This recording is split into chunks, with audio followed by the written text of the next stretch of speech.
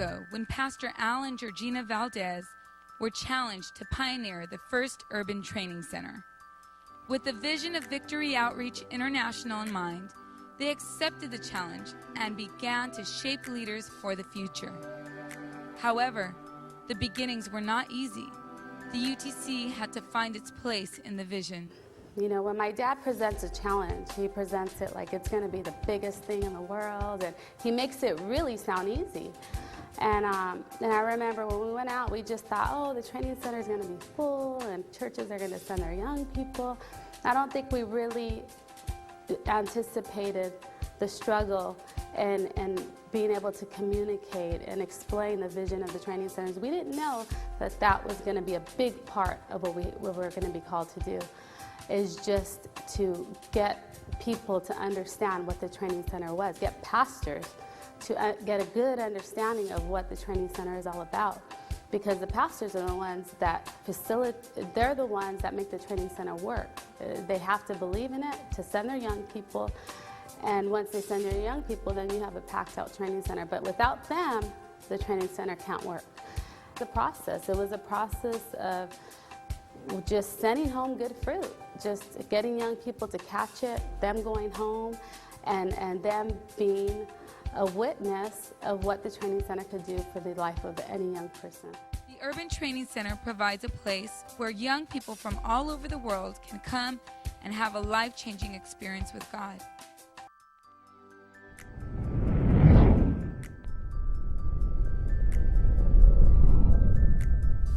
I could say the UTC has played a vital role in my life, how it shaped me, the values and the things that I believe in as a Christian. Really, I could say it's done a lot. The UCC definitely has a way of stripping out all the things that I really didn't need. There were times in the UTC where it was just hard, just really hard, and it forced me to have to depend on God. I went to the training center, like I said, I was 14 years old, and I couldn't have enough of that experience. The process that God did in my life, it wasn't overnight. I was like one of those gothic chicks, and it was a change that didn't come overnight, but it came gradually. I didn't go from wearing black to wearing pink the next day, but it was something that happened little by little. But God truly changed my life.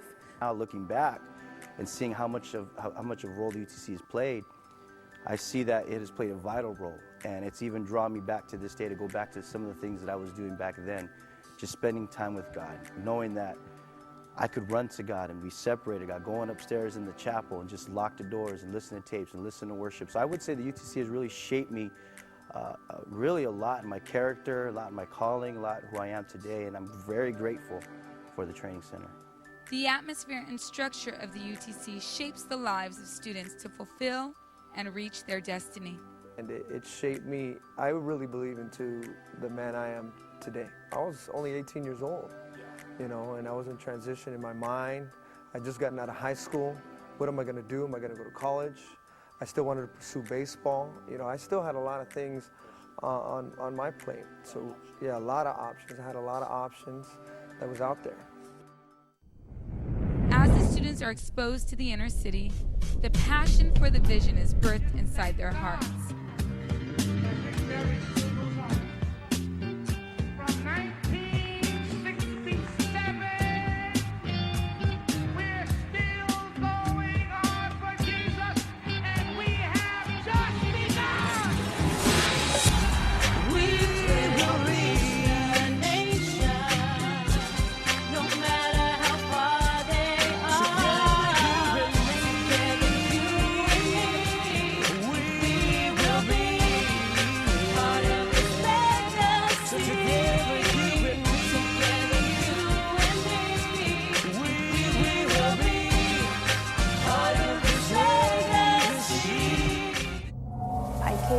From the streets, and I didn't know much. I only knew what it was to hang out in the streets. I didn't know much about the ends of this earth, preaching the gospel. I didn't know anything about that. Went to the training center there in the West Coast, and I felt the call of God strong upon my life, and I decided, I'm gonna keep on running with this, and I know God's got something for my life, and there has to be more. it's for me, this ministry is all I got to fall back on. You know, there's no plan B for my life. And, you know, the training center really helped me expand my level of thinking. And Sister Georgina had challenged me to do this Bible study because I was so insecure. And when I continued to build that Bible study, people kept coming, more students kept coming. We had a big class, so they could have done anything. But that moment when I began to see certain people that I respected, my leaders, they came to hear what I had to share. And that's the moment that I realized, wow, God, you can use me. There is something that I can share and people will listen. So that was the first time that I remembered. I noticed, I said, okay, maybe I can do this. You know, the Urban Training Center challenged us to become a leader, you know, change the atmosphere when you walk into a room, you know. And it was something that I wanted to be. I wanted to be that person that, you know, jump into a room and it'll change just the whole atmosphere. Everything about the training center. You see the leaders that are raising up now in the ministry, and you hear that they were products of the training center. It's like, man, if he can do it, then I can do it. It was a major part of my life in the shaping of my whole salvation, let alone leadership within my life. And it really allowed me to see things in a whole different light. The experiences that I had, the happenings within my life, and the UTC was a major part of my Christian walk.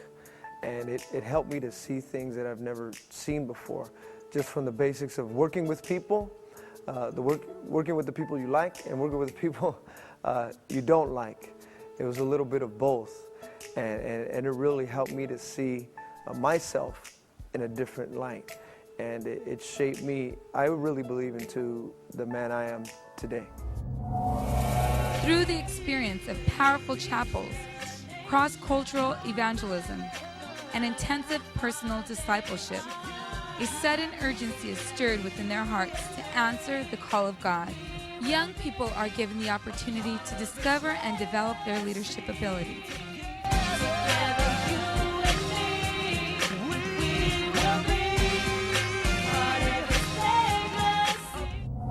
They come in with a certain mindset, like a mindset that's already like framed in a sense.